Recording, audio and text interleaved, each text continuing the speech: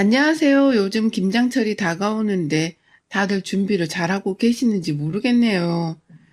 저는 김장 한번 준비를 해보려다가 별꼴을 다 겪고선 지금 이렇게 컴퓨터 앞에 앉아 있답니다. 결혼한 지가 벌써 9년이고 저도 이제 나이가 40이 넘었는데요. 이쯤 살면 주변에서 사람들이 완전한 어른 대접도 해주고 어른다운 마음가짐을 먹으며 좀 더 씩씩하게 살 줄 알았는데 그게 아닌가 보네요. 씁쓸하고 또 서글픈 마음에 한 글자씩 마음 담아 사연을 보내드립니다. 저희 남편은 4대 독자 외동아들이에요. 말만 들어도 숨이 턱 막히시죠. 저 또한 그랬답니다. 대학 선배의 소개팅 주선으로 남편을 처음 알게 되었고 저희 둘이서 연애만 3년을 넘게 했었어요. 남편이나 저나 번듯한 직장이 있었고 서로 집안 자체가 그리 기울어지는 편은 아니어서 마음만 먹으면 언제든 결혼을 빨리 하는 것도 가능했었는데 그냥 이런 결혼이 하기가 싫어서 저의 독단적인 의견으로 미루고 미루다가 식을 올린 것이었습니다. 이유는 앞서 말한 4대 독자라는 남편의 그 부담스러운 타이틀 때문이었고요. 저희 친정엄마가 결혼하시고서 할머니한테 시집살이를 정말 지독하게 받으셨어요. 저한테 너무나 자상하고 따뜻한 할머니셨지만 저희 엄마한테만큼은 늘 불효령을 내리려는 조교 같은 엄한 모습을 하고 계셨답니다. 그걸 엄마의 바로 옆에서 전전긍긍하며 보고 자란 게 바로 저였기 때문에 결혼을 하지 않는 한이 있더라도 내 인생에 시어머니로부터의 시집살이는 절대로 없을 거란 각오를 하며 살았죠. 그 독한 마음으로 사소한 연애를 하더라도 결혼을 늘 칼같이 따지고 들려고 했고요. 지금의 남편을 만나기 전에 딱 한 번 결혼을 하고 싶다고 생각한 남자가 있었는데 그 엄마 되는 분의 성격이 얼굴에서 다 드러날 정도로 드세 보이는 걸 보고서는 가차없이 뒤도 안 돌아보고 이별을 고했습니다.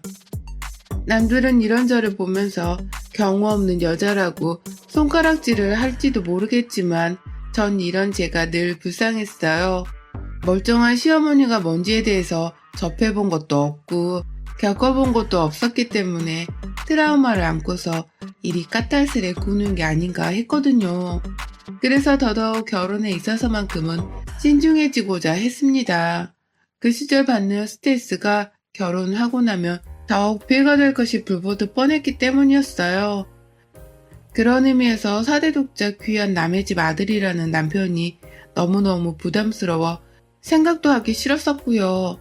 하지만 결혼을 하게 된 것에는 의외로 시아버지의 역할이 컸습니다. 남편의 오랜 기다림 그리고 끈질긴 구애에 한번 져주는 셈을 치고서 시댁을 방문했던 날 저희 집이나 시댁이나 다 서울 안에 있었기 때문에 한번 인사드리러 가는 길은 상당히 수월한 편이었었죠. 그런데 시아버지가 저 온다면서 아파트 앞까지 내려오셔선 저를 마중 나오셨더라고요. 자기 집 귀한 아들이 데려온 여자는 더 귀한 사람이라고 하면서 말입니다. 어찌나 인상 깊고 또 감동스럽던지요. 얼떨떨한 환대를 받으면서 시댁 안에 들어가자 시어머니는 그리 막 살갑고 다정하지는 못해 보이셨으나 저를 마찬가지로 환대해 주셨어요.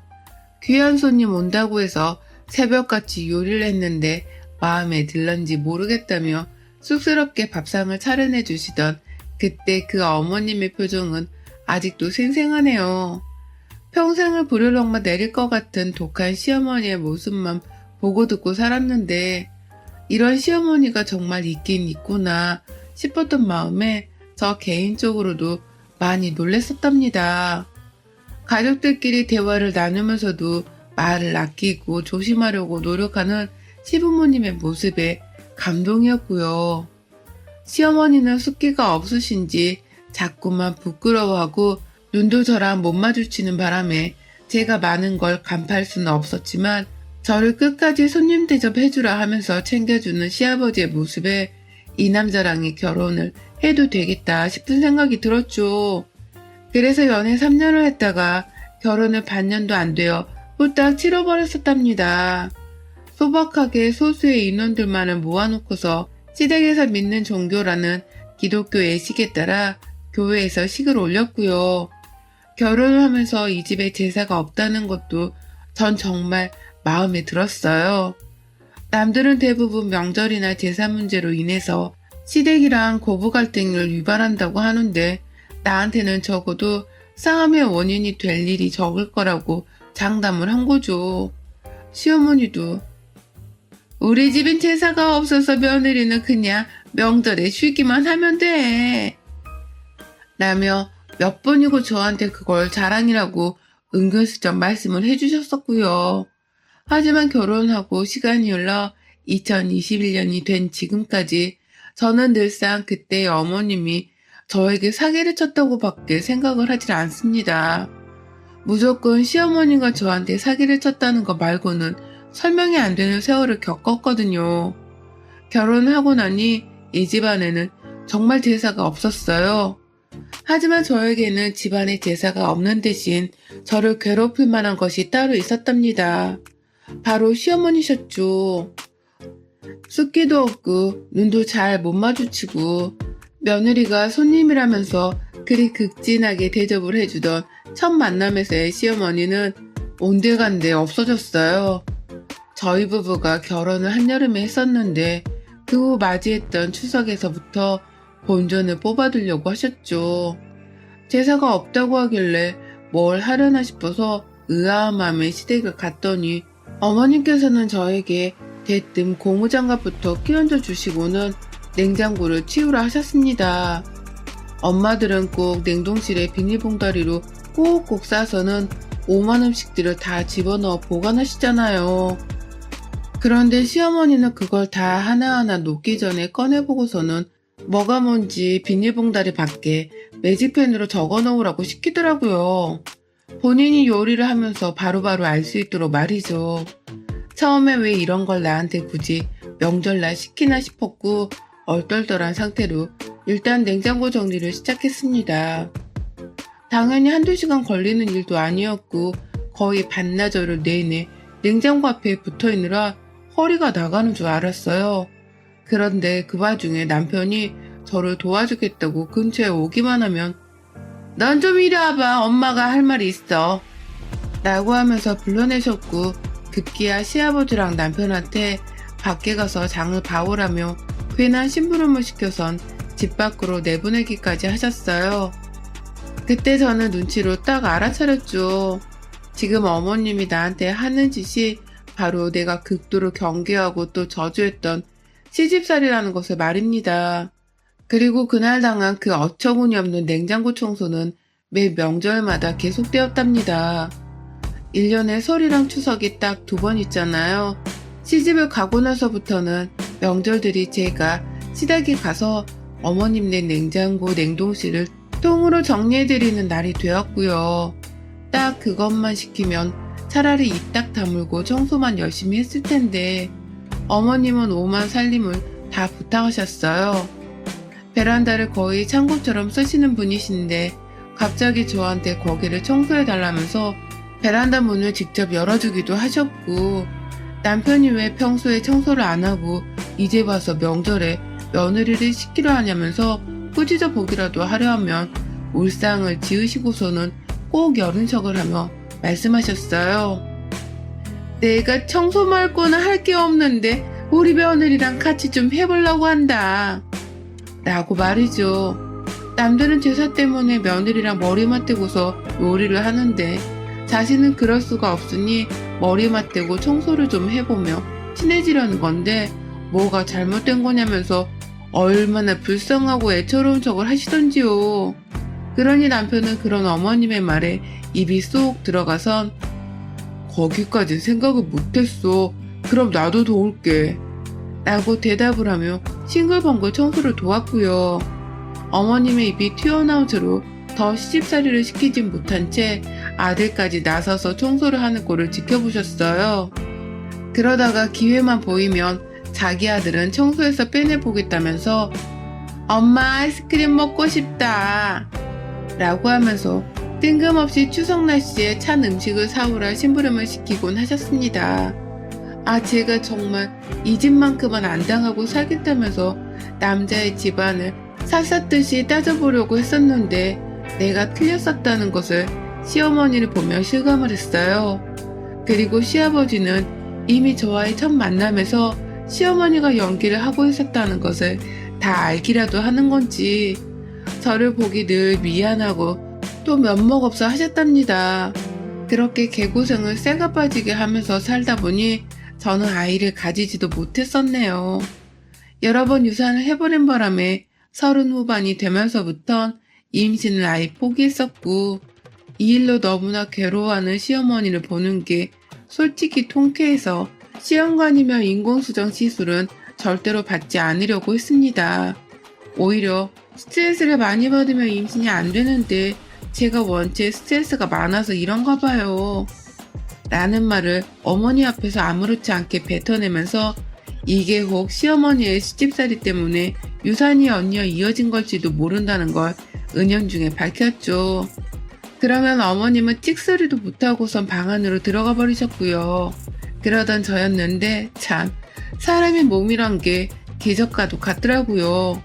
제가 40이 넘어서 임신을 한 겁니다. 당연히 집안에서는 경사가 나고 아주 난리도 아니었죠. 병원에서도 포기를 해야 할 것 같다며 진작부터 몸 건강이나 잘 챙기라 권유를 하고 있었는데 제 속에서 심장 소리가 들려오니 담당 선생님께서도 기쁨을 주체하지 못하셨어요. 혹여나 또 유산이 될까봐 사람들한테는 일부러 비밀 유지를 했고 혹여나 싶어서 배가 좀 나오기 시작하던 임신 14주부터 시부모님께 말씀을 드렸습니다. 시어머니도 대놓고 좋아하지 못하셨지만 내심 다행이다 싶으셨는지 기뻐하셨고 시아버지는 뭐 동네 잔치라도 벌이려는 분 같았어요. 하지만 이 기쁨은 또 그리 오래가지 못했습니다. 이번에 저의 몸에 문제가 있었던 게 아니라 시어머니라는 외적인 요인으로 인해서 제게 큰 불행이 찾아왔어요. 시어머니는 제가 임신을 했다는 사실을 말씀드리고 나서부터 계속해서 저를 불러내셨어요. 그게 불과 한 달 전이었는데 오랜 유산 그리고 노산으로 인해 극도로 조심해야 하는 것을 아시면서도 불구하고 절 그렇게 지독히 불러내시더라고요. 이를테면 코로나로 병자리 제대로 보지도 못했는데 너 임신했다고 설마 아예 안 보고 살려는 건 아니지? 뱃속애한테 할머니 할아버지 목소리도 자주 들려줘라. 네 시아버지도 너 보고 싶다고 노래를 부르신다. 그러니까 오늘도 우리 집에 와서 대화 좀 나누고 가. 라고 하시면서 말입니다. 그냥 시댁에 안 가고 집에서 조금이라도 쉬는 게 저한테 도움이 되는 일이었어요. 오죽했음 제가 임신한 걸 알자마자 이번엔 아이를 지키겠다면서 회사까지 휴직계를 내고서는 태교에만 전념을 했을까요? 그런데도 시어머니는 이런저런 무슨 놀고 먹는 배수 취급을 하는 것 마냥 자꾸만 시댁으로 불러내셨고요. 그렇게 가보면 시아버지는 늘 아니 몸조심을 해야 하는데 왜 또 왔어? 라고 하면서 저를 보곤 놀라곤 하셨답니다. 시어머니가 시아버지께도 말씀을 드리지 않고서는 저를 괜히 불러내보려고 오라마라 시켜대신 것이었어요. 그 후로도 별 이유 없이 자꾸만 시댁에 오라고 하길래 결국 제가 단호하게 말씀을 드렸습니다. 뱃속 아기를 잃을까봐 걱정되어 쉬겠다고 집에 있는 건데 자꾸만 불러내시면 저도 힘들다면서 말이죠. 조심해야 하는 시기니까 집에만 좀 있겠다고 분명하게 말씀을 드렸어요. 제가 한두 번 유산을 한 것도 아니고 나이가 40이 넘었으니 이런 말을 했으면 시어머니도 분명 알아들으셨어야 했고요. 그리고 실제로 어머님은 그래 네 마음대로 해라 라고 하면서 퉁명스럽지만 제 말에 수긍을 하셨습니다. 하지만 이미 때는 늦었더라고요. 한 달 전부터 2주 가까이를 저를 불러내시며 쪼우고 닥달하고 스트레스를 주신 바람에 제 몸 상태가 조금씩 나빠지고 있었고요. 그러는 와중에 시어머니께 이제는 안 가겠다고 단호히 말씀을 드린 건데 어머님이 이번엔 직접 저희 집을 찾아오셨더라고요. 그것도 사흘을 연속으로 말입니다. 무작정 아침에 자고 있는 이른 오전에도 찾아와서는 문 열라고 초인종을 눌렀다가 핸드폰으로 전화를 하면서 사람을 미쳐 돌아버리게 만드시더니 와서는 내내 저한테 먹을 거 좀 내와라. 물을 좀 데워서 가져와라. 밖에 나가서 과자 좀 사와라. 라고 하면서 심부름을 시켜대셨어요. 제가 한시도 가만히 있을 수는 없는 지경으로까지 만드신 것이었죠. 그러고는 그 사흘째가 되던 날 저한테 급기야 김장 얘기를 꺼내시더라고요. 저도 김치 좋아합니다. 종류별로 가리지 않고 다 잘 먹을 정도로 좋아해요. 하지만 임신하고 조심해야 하는 그 시기에 김치를 만들어야 한다는 건 좀 다른 문제였습니다. 저는 그렇게까지 김장을 하면서 허리를 숙이고 몸고생을 하고 싶지 않았고요. 제 아이를 생각해서는 무조건적으로 하기가 싫었어요. 그런데 어머님은 저한테 김장을 하잔 말을 처음부터 하지도 않은 채 그냥 또 저희 집에 오셨다가 절 데리고 마트로 가셨어요. 웬일로 이번에는 같이 나랑 마트 가자 라고 하면서 자신이랑 함께 나가자고 제안을 먼저 하시더라고요. 그러니 저는 또 와서는 이번에 뭔 심부름을 시키려고 저러시나 하면서 뚱한 표정으로 마지못해 같이 나갔죠. 참고로 저는 어머님이 집에 오셨을 때부터 몸이 너무 뻐근해 쉬고 싶으니 계시다가 가시라면서 2번이나 먼저 말을 했어요. 하지만 그 말들을 다 무참히 씹어버린 바람에 어쩔 수 없이 마트에 따라 나간 겁니다. 시어머니가 교통카드 말고는 쓸 카드가 없다고 하면서 결제 문제로 저를 설득하신 바람에 저도 카드만 드리려다가 눈초리에 어쩔 수 없이 또 따라 나섰고요.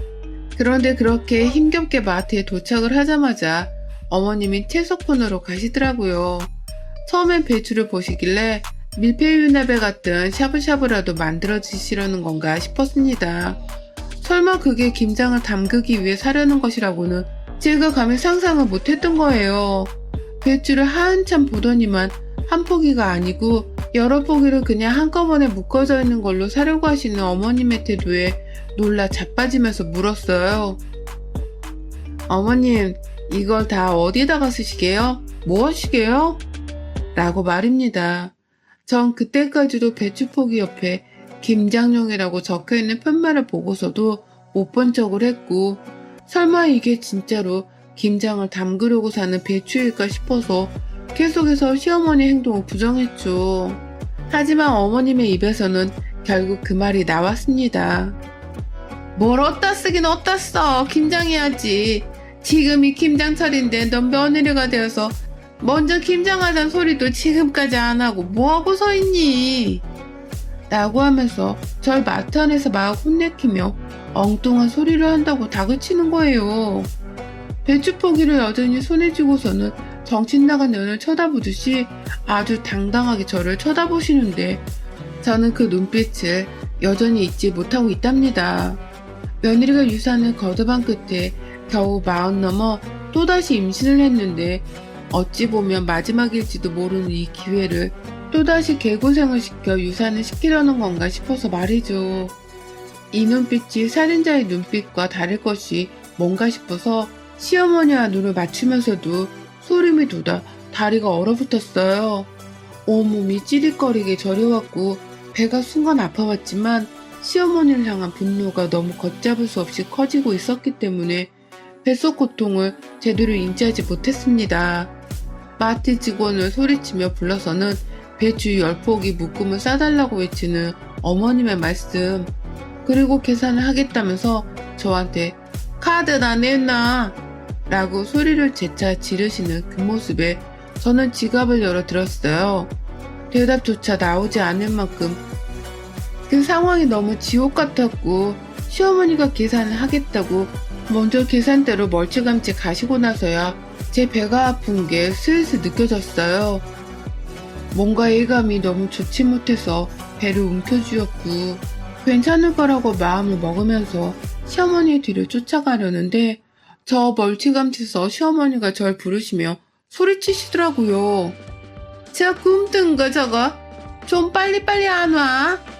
이거 네가 들고 가야 할 거 아니야 라고 말입니다.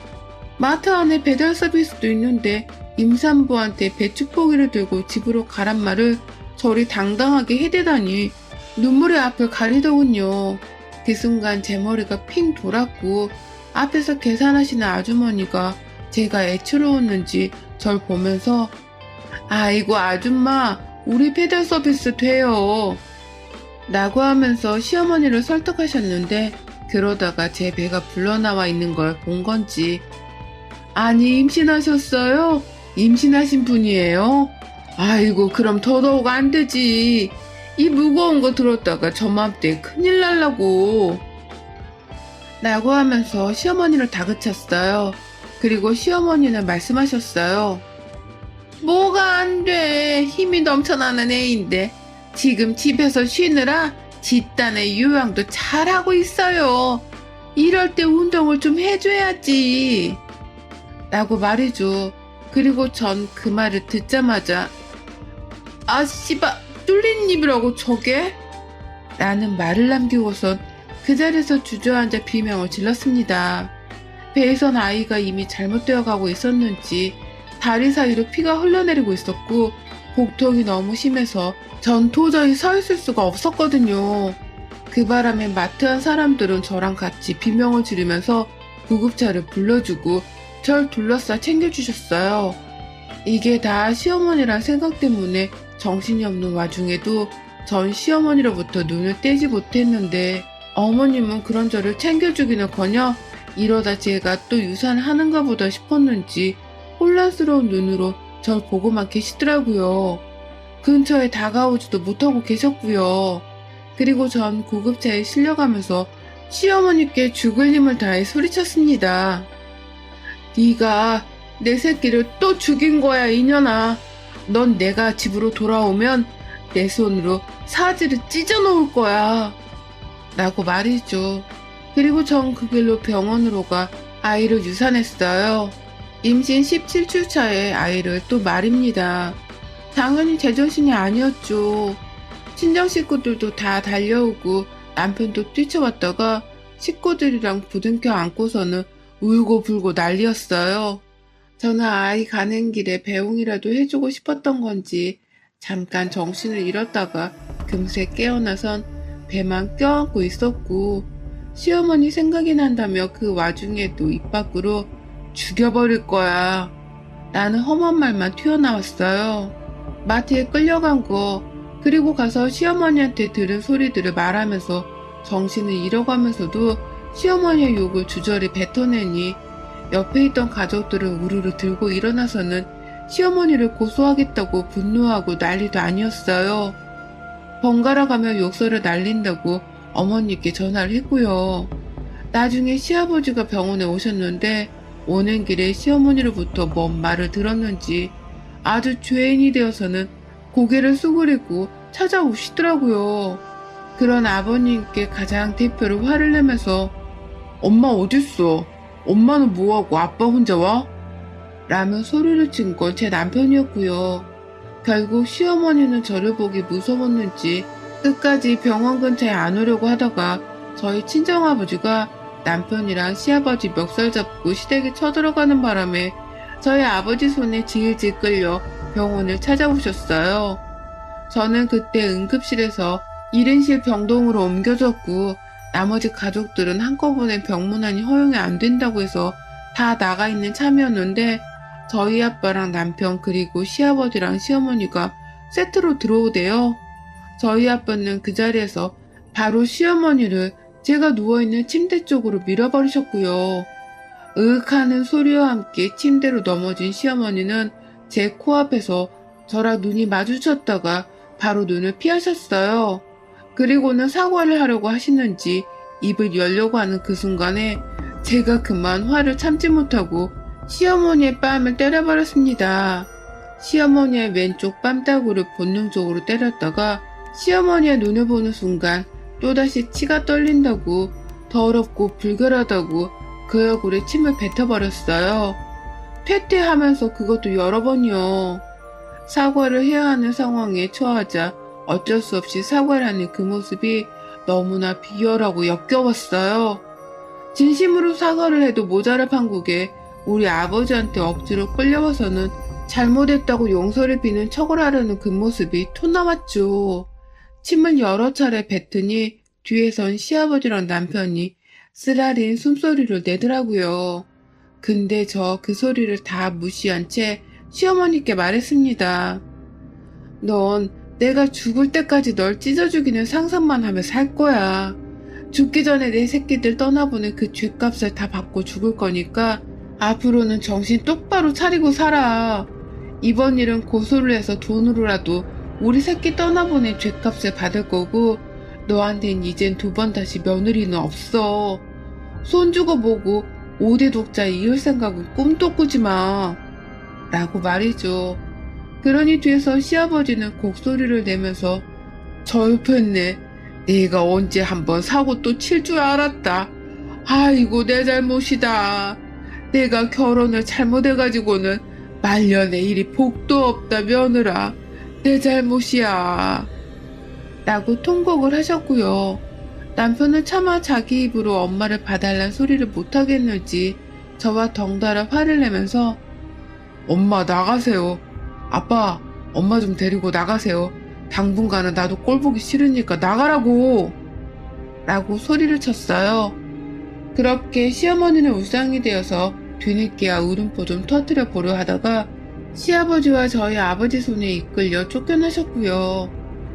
남편은 제 옆에서 같이 화를 내주며 제게 죄인 마냥 고개를 숙였죠. 저는 뭐 남편이고 뭐고 그냥 다 필요 없고 짜증이 난다며 눈을 감아버렸고요.